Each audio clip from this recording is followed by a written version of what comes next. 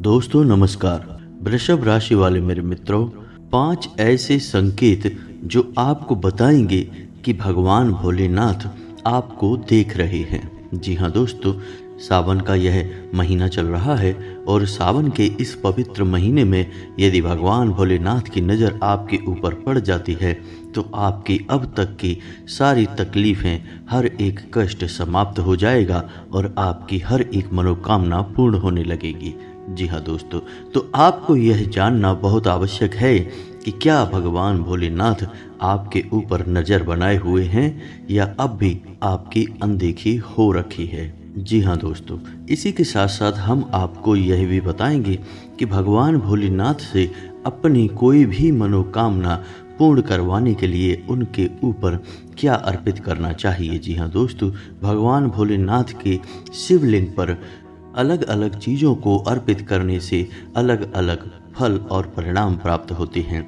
जैसे कि आपको यदि प्रेम में असफलता मिल रही है तो क्या करें, विवाह में देरी हो रही है तो क्या करें, नौकरी नहीं मिल पा रही है तो क्या करें, रुपए पैसे की तंगी है तो क्या करें, और कर्जे से परेशान हैं, व्यापार नहीं चल पा रहा है तो क्या करें। तो आज के इस वीडियो में हम आपको हर एक चीज़ जो भगवान भोलेनाथ पर चढ़ाई जाती है उसका क्या महत्व है, क्या फल प्राप्त होता है, सब कुछ बताएंगे। बहुत ही विस्तार से बताएंगे। वीडियो थोड़ी सी लंबी हो सकती है लेकिन पूरे धैर्य के साथ वीडियो को देखें। दोस्तों, भगवान भोलेनाथ को देवों के देव महादेव कहा जाता है, जिनका ना कोई आदि है और ना ही कोई अंत है, और उन्हें भोलेनाथ भी इसीलिए कहा जाता है कि वे मात्र एक लोटा जल के अर्पण से ही प्रसन्न हो जाते हैं। और जब भगवान भोलेनाथ आपके ऊपर प्रसन्न होते हैं तो वे आपको इतना दे सकते हैं जितना कि आपकी किस्मत में भी नहीं लिखा, आपके हाथों की लकीरों में भी नहीं लिखा, यानी आपका रातों रात भाग्य बदल सकते हैं। इसीलिए तो उन्हें भोलेनाथ कहा जाता है। तो सावन का यह जो महीना होता है दोस्तों, यह स्वर्णिम महीना कह सकते हैं, जिसमें हम अपनी हर एक मनोकामना की पूर्ति के लिए भगवान भोलेनाथ को अलग अलग चीज़ें अर्पित करके उन्हें प्रसन्न कर सकते हैं। और एक बार जब भगवान भोलेनाथ ही आपके ऊपर प्रसन्न हो गए तो फिर इस ब्रह्मांड की कोई शक्ति ऐसी नहीं जो आपके रास्ते की रुकावट बने। आपकी हर एक मनोकामना पूर्ण होगी। तो वीडियो को पूरा ध्यान से देखना, शुरू से लेकर अंत तक। वीडियो में हर एक बात आपके जीवन के लिए बहुत उपयोगी है। और इस बार का जो सावन का महीना है उसे अधिमास कहा जाता है, यानी कि इस बार लगभग 2 महीनों तक सावन मास चलेगा। तो कहने का मतलब यह हुआ कि आपको और अधिक मौका मिलेगा जिसमें आप भोलेनाथ को प्रसन्न कर सकते हैं। जी हाँ दोस्तों, तो चलिए आज का वीडियो शुरू करें। लेकिन उससे पहले आपसे हम चाहेंगे कि कमेंट में पूरे भक्ति भाव के साथ जय माँ भद्रकाली रक्षा करो अवश्य लिखें, जय भोलेनाथ रक्षा करो अवश्य लिखें। दोस्तों, हम जानते हैं कि आपके जीवन में कष्ट का, परेशानियों का दौर बहुत लंबा है, लेकिन पिछला जो साल निकला है वह कुछ ज़्यादा ही कष्टदायक रहा है। आपको हर तरफ से परेशानियों ने घेरने की कोशिश की है और आपको हताशा और निराशा ने बुरी तरह से घेर रखा है। तो हम आपको बता दें कि ऐसे में आपके लिए विशेष मौका होता है, साल में एक बार मिलता है, श्रावण मास, जो कि एक स्वर्णिम मास होता है, जिसमें आप भगवान भोलेनाथ को प्रसन्न करके अपनी हर एक दुर्भाग्य को, अपनी हर एक दुर्दशा को महादशा में बदल सकते हैं, दुर्भाग्य को सौभाग्य में बदल सकते हैं। जी हाँ दोस्तों, श्रावण के इस पवित्र महीने में भगवान भोलेनाथ माता पार्वती के साथ भूलोक पर ही निवास करते हैं। इसी के साथ साथ दोस्तों, हम आपको बता दें कि जाने अनजाने ही आपके कुछ ऐसे कर्म होते हैं जो कि भगवान भोलेनाथ की दृष्टि को या ध्यान को आपकी ओर आकर्षित कर लेते हैं। हो सकता है कि आपने कोई ऐसा पुण्य कर्म किया हो, किसी की मदद की हो जिसे आप अब भूल भी चुके हों, लेकिन भगवान भोलेनाथ के दरबार में कुछ भी भूला नहीं जाता है, वहाँ हर एक चीज़ नोट की जाती है। तो आपके उसी पुण्य कर्म की वजह से भगवान भोलेनाथ की दृष्टि आपके ऊपर पड़ चुकी हो। अब वे आपको देख रहे हैं कि अब आप आगे क्या करने जा रहे हैं। ऐसे में आपको यह जानना बहुत आवश्यक है कि आपके ऊपर भोले बाबा की दृष्टि है या नहीं है। तो इसी क्रम में दोस्तों हम आपको बता दें कि सबसे पहला संकेत यह रहेगा कि आपको सपने में भगवान भोलेनाथ से जुड़ी हुई चीज़ें अक्सर दिखाई देंगी, जैसे कि त्रिशूल दिखाई दे सकता है, शिवलिंग दिखाई दे सकता है, या फिर कोई मंदिर वगैरह भी दिखाई दे सकता है, या फिर सांप भी दिखाई दे सकते हैं, खास तौर से सावन के इस पवित्र महीने में। अगर ऐसा है तो आप समझ जाइए कि भगवान भोलेनाथ आपको बुला रहे हैं, आपके ऊपर उनकी नज़र है। इसी के साथ साथ दोस्तों दूसरा संकेत यह रहेगा कि आप चाहे भगवान भोलेनाथ के मंदिर बेशक न जाते हों, लेकिन जाने अनजाने दिन में एक आध बार आपको ऐसा मौका अवश्य लगेगा जब आप मंदिर के सामने से अवश्य गुजरेंगे। जी हाँ दोस्तों, ऐसा इसलिए है कि अब आप भगवान भोलेनाथ की कृपा दृष्टि में हैं और वे चाहते हैं कि आप उनके पास जाएं। और आपके अंदर भी जो जीवात्मा है वह भी जानती है कि भोलेनाथ से संबंध उसका जुड़ चुका है, इसलिए अनायास ही आपके कदम उठ जाते हैं, चाहे किसी कार्य के बहाने से हो या फिर यूं ही आप बस भगवान भोलेनाथ के मंदिर पर पहुंच जाएं, उनके दरवाजे से गुजर जाएं। तो ऐसे में आपको ध्यान देना है कि अगर आपके साथ भी ऐसा होता है तो आपको यह मौका नहीं छोड़ना है। भगवान भोलेनाथ को रोज मंदिर जाकर उन्हें प्रसन्न करने की कोशिश करना है। वे प्रसन्न तो आपसे पहले ही हैं, आपको बस मंदिर जाना है, उतने से ही आपका काम हो जाएगा। जी हाँ दोस्तों, इसी के साथ साथ तीसरा संकेत यह रहेगा कि अब आपके रुके हुए काम बनने लगेंगे। जी हाँ दोस्तों, सावन के इस पवित्र महीने की शुरुआत होते ही आपके वो काम जो रुके पड़े थे या आपको बहुत ज़्यादा टेंशन दे रहे थे, परेशानी दे रहे थे, वे काम भी अब धीरे धीरे बनना शुरू हो जाएंगे। आपकी मानसिक पीड़ाएं थोड़ी सी कम होने लगेंगी। जी हाँ दोस्तों, और चौथा संकेत ध्यान से सुनिए कि आपकी आंख ब्रह्म मुहूर्त में अचानक खुलने लगेगी, यानी 3 बजे से 5 बजे के बीच में आपकी आंख अचानक खुलने लगेगी। जी हाँ दोस्तों, यह भी बहुत बड़ा संकेत है कि भगवान भोलेनाथ अब आपके साथ हैं, उनकी नज़र आपके ऊपर पड़ चुकी है। अब आपका भाग्योदय निश्चित है। अब दोस्तों बताते हैं आपको 5वां संकेत कि भगवान भोलेनाथ की आपके ऊपर नज़र है। आपके ऊपर वाक सिद्धि होने लगेगी, यानी कि आप जो भी कुछ बोलेंगे वे बातें सच होने लगेंगी। हर एक बात तो ऐसी नहीं होगी, लेकिन जो बात आपके मन से निकलेगी, आपके दिल से निकलेगी, वो बात अब सच होने लगेगी। इसे वाक सिद्धि कहते हैं। यह आपके ऊपर घटित होने लगेगी। जी हाँ दोस्तों, इसी के साथ साथ आपको घटनाओं का पूर्वाभास भी होने लगेगा, जैसे कि यदि किसी व्यक्ति के साथ या आपके ही साथ कुछ गलत होने जा रहा है, कोई ऐसी घटना हो सकती है जो आपको परेशान कर सकती है, तो आपको पहले से ही उसके बारे में कुछ आभास होने लगेगा। आपके कदम आगे बढ़ने से रुकने लगेंगे, आप दूसरों को भी वह कार्य करने से रोकने लगेंगे। इसे पूर्वाभास कहते हैं। यह भी शिव कृपा का बहुत बड़ा प्रतीक है। दोस्तों, अब आप कमेंट करके हमें बताइए कि आपको इनमें से कौन से संकेत दिखाई देते हैं या महसूस होते हैं। यदि आपको इनमें से 2-3 संकेत भी दिखाई देते हैं तो अब आपको बेधड़क भगवान भोलेनाथ के मंदिर चले जाना चाहिए, क्योंकि शिव आपको बुला रहे हैं।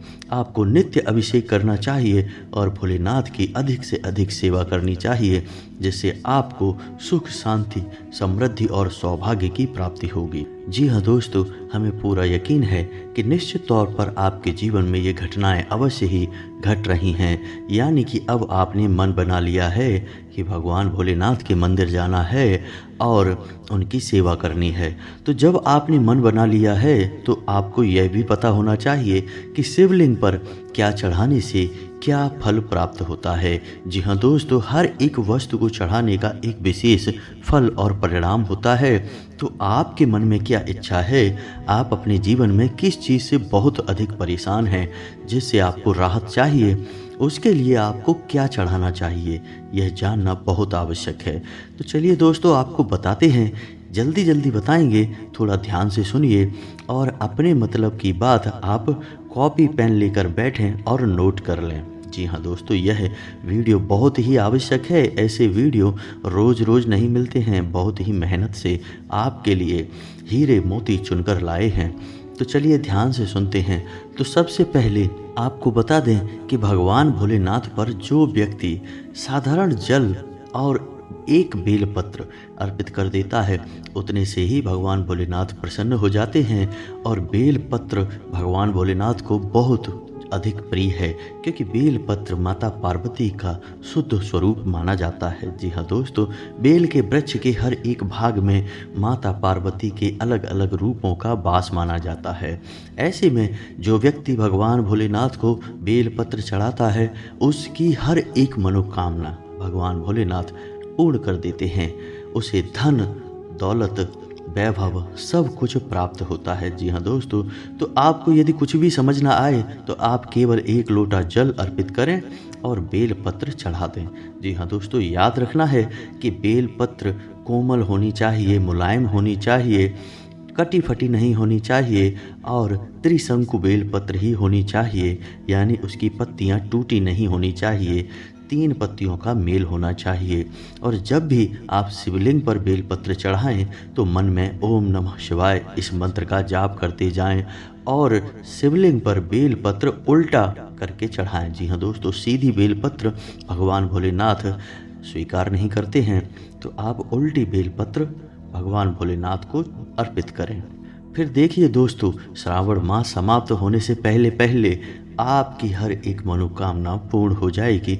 हम इस बात का आपको 100% आश्वासन देते हैं। जी हाँ दोस्तों, अब जानते हैं कि अलग अलग चीज़ों को अर्पित करने से क्या क्या फल प्राप्त होते हैं। तो सबसे पहले, यदि आपके घर में कलह क्लेश का माहौल रहता है, शांति भंग रहती है, लोगों में आपसी प्रेम कम हो गया है, वैमनस्यता बढ़ गई है, तो आपको भगवान भोलेनाथ के शिवलिंग पर चावल चढ़ाने चाहिए। जी हाँ दोस्तों, चावल से आपके घर में शांति, समृद्धि और सुमित आएगी। जी हाँ दोस्तों, आपस में लोगों को प्रेम बढ़ेगा, एक दूसरे से बात करना शुरू करेंगे और घर का माहौल बहुत ही निर्मल और पवित्र हो जाएगा।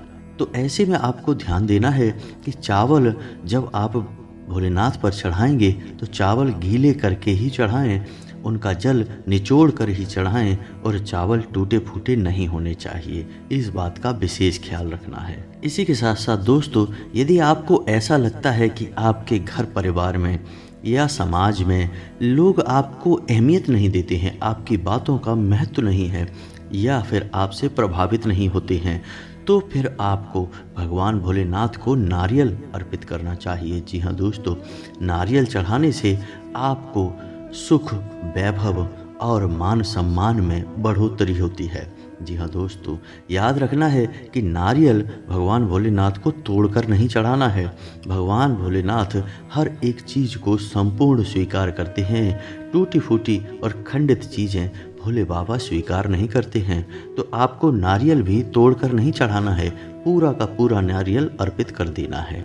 जी हाँ दोस्तों, अब यदि आपको लगता है कि आपका भाग्य खराब है, यानी आप जिस काम पर भी हाथ रखते हैं वह काम फेल हो जाता है, आपका पैसा डूब जाता है, यानी आपका भाग्य ही कुछ ऊंचा नीचा चल रहा है, तो ऐसे में आपको भगवान भोलेनाथ को इत्र चढ़ाना चाहिए। इससे आपका दुर्भाग्य समाप्त हो जाएगा और आपका सौभाग्य बढ़ेगा, यानी आपके हर एक काम में आपको सफलता हासिल होने लगेगी, आपका जीवन सुंदर हो जाएगा। जी हाँ दोस्तों, इसी प्रकार यदि आपके मन में कोई विशेष इच्छा है जो आप किसी को बताते नहीं हैं और जिसके बारे में आप अधिक सोचते भी नहीं हैं, लेकिन मन ही मन आपको लगता है कि काश आपकी वह मनोकामना पूर्ण हो जाती, यानी छुपी हुई इच्छाओं को पूर्ण करने के लिए आप शिवलिंग पर गाय का कच्चा दूध चढ़ा सकते हैं। जी हाँ दोस्तों, इससे विशेष लाभ हैं, यानी आपकी छुपी हुई मनोकामनाएं पूर्ण हो जाती हैं। जी हाँ दोस्तों, आप इसे एक बार ट्राई करके अवश्य देखें। श्रावण मास समाप्त होने से पहले पहले ही आपकी मनोकामना पूर्ण हो जाएगी।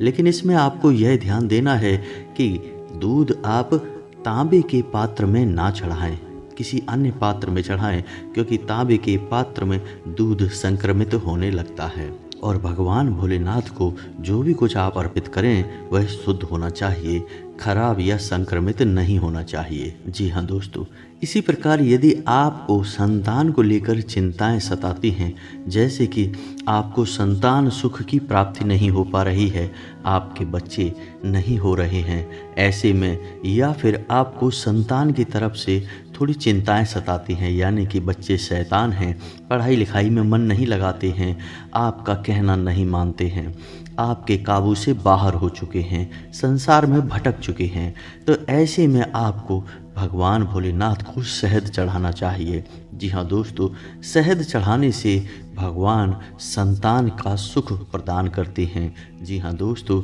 और आपके संतान के मन में जो भटकाव आया है उसे भी स्थिर करेंगे। जी हाँ दोस्तों, इसी प्रकार यदि आप शिवलिंग पर गन्ने का रस चढ़ाते हैं तो आपके घर में माता लक्ष्मी हमेशा हमेशा के लिए निवास करने लगेंगी, यानी कि रुपए पैसे की हर एक समस्या आपकी समाप्त हो जाएगी, आजीवन के लिए समाप्त हो जाएगी। जी हाँ दोस्तों, यदि आपको धन लक्ष्मी का जीवन भर लाभ चाहिए तो आपको पूरे श्रावण मास भगवान भोलेनाथ को गन्ने का रस अर्पित करना चाहिए। अब ऐसे में यदि आपको गन्ने का रस नहीं मिल पाता है तो आप साधारण जल में गुड़ घोलकर भी अर्पित कर सकते हैं, उससे भी वही फल प्राप्त होगा जो गन्ने के रस से प्राप्त होता है। जी हाँ दोस्तों, अब यदि आपको शत्रुओं का भय रहता है, यानी मन ही मन आपको ऐसा लगता है कि आपके पीछे दुश्मन पड़े हैं, तमाम तरीके के उपाय आपको नीचे गिराने के करते रहते हैं, टोटके वगैरह भी आजमाते रहते हैं, यानी शत्रु भय आपको सताता है, तो आपको भगवान भोलेनाथ को भांग अर्पित करनी है। जी हाँ दोस्तों, भांग अर्पित करने से भगवान आपके शत्रुओं का नाश कर देते हैं, आपको शत्रु भय से मुक्ति प्राप्त होगी। जी हाँ दोस्तों, इसी प्रकार यदि आपको कोई रोग सता रहा है या फिर आपके घर में रोगों का वास हो गया है, यानी एक व्यक्ति ठीक होता है दूसरा बीमार हो जाता है, दूसरा ठीक होता है तीसरा बीमार हो जाता है, यानी यह क्रम टूट नहीं रहा है, आप एक के बाद एक बीमारी में पैसा खर्चा करते करते परेशान हो गए हैं, तो ऐसे में यदि आप भगवान को भस्म अर्पित करें तो आपके समस्त रोगों का नाश हो जाएगा। जी हाँ दोस्तों, ना केवल आपके रोग बल्कि आपके घर परिवार में जो रोग फैले हुए हैं वे भी समाप्त हो जाएंगे और आपको दीर्घ आयु का वरदान प्राप्त होगा। आप इसे एक बार आजमा कर अवश्य देखें। अब यदि आपके ऊपर पितृदोष है जो कि समाप्त नहीं हो रहा है, तो आपको क्या करना है कि कुश नामक एक घास होती है जो कि जल में उत्पन्न होती है, जिसे हम पितृकर्म में उपयोग करते हैं। उस घास को आप जब शिवलिंग पर चढ़ाते हैं तो आपके समस्त पितृदोष एक ही बार में समाप्त हो जाते हैं।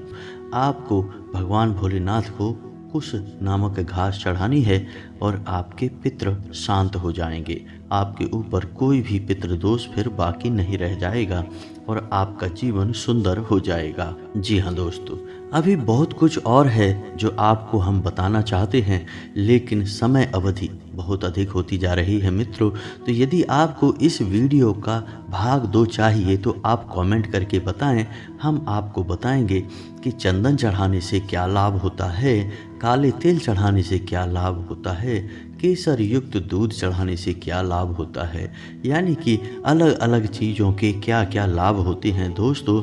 और यह अधिमास का सावन है जो आपको बहुत विशेष लाभ देने वाला है।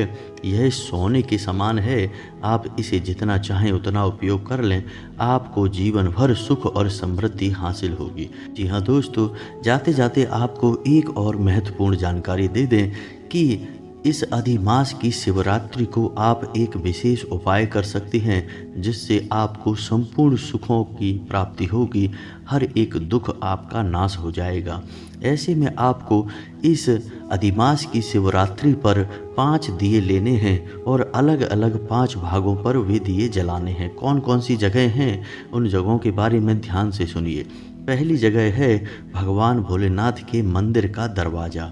जी हाँ दोस्तों, उस दरवाजे के दाहिनी ओर एक दीपक जलाएं। जी हाँ दोस्तों, दूसरा दीपक आपको किसी बेल पत्र के वृक्ष के नीचे जलाना है। तीसरा दीपक आपको शमी पत्र के वृक्ष के नीचे जलाना है। चौथा दीपक आपको किसी घाट पर यानी कि नदी के घाट, तालाब के घाट या फिर किसी कुएं के बगल से, और अगर आपको कुछ भी न मिले तो आप अपने घर में जो जल का पात्र रखते हैं उस जल के पात्र के बगल से एक दीपक अवश्य जलाएं। और पांचवा दीपक आप अपने घर के दरवाजे पर यानी दहलीज पर और दाहिनी तरफ जलाएं। जी हाँ दोस्तों, क्योंकि शिवरात्रि के दिन भगवान भोलेनाथ भूलोक पर शमशान में वास करते हैं माता गौरी के साथ, और जब आप इस प्रक्रिया को करते हैं तो भगवान भोलेनाथ बेहद प्रसन्न हो जाते हैं और आपको संपूर्ण सुख प्राप्ति का वरदान देते हैं। तो आप इसे एक बार अवश्य आजमाएं, यह बहुत ही आवश्यक है। तो दोस्तों, अब आपको यदि इसका भाग 2 चाहिए जिसमें और विस्तार से बताया जाए कि किस पुष्प को चढ़ाना चाहिए, और सबसे महत्वपूर्ण बात कि कौन सी ऐसी चीज़ें हैं जो भूल कर भी भोलेनाथ को अर्पित नहीं करनी चाहिए, जिनके बारे में मंदिर में खड़े होकर आपको विचार तक नहीं लाने चाहिए, वो कौन सी चीज़ें हैं, तो उनके बारे में यदि आप जानना चाहते हैं तो आप कमेंट करके बताएं। हम इसका भाग 2 आपको कल ही प्रदान कर देंगे। हम आपके लिए लगातार मेहनत कर रहे हैं ताकि आपका जीवन सुंदर और सरल हो जाए। यदि आपके जीवन में थोड़ा बहुत भी बदलाव हमारी मेहनत से आ जाता है तो हम समझ लेंगे कि माँ भद्रकाली के लिए हमारी भक्ति सफल हो गई और हमारा जीवन सफल हो गया। इसी के साथ साथ दोस्तों, आज का वीडियो समाप्त करते हैं। मिलते हैं अगले ज्ञानवर्धक वीडियो में, तब तक के लिए धन्यवाद। कमेंट में पूरे भक्तिभाव के साथ जय माँ भद्रकाली, ओम नमः शिवाय लिखना ना भूलें।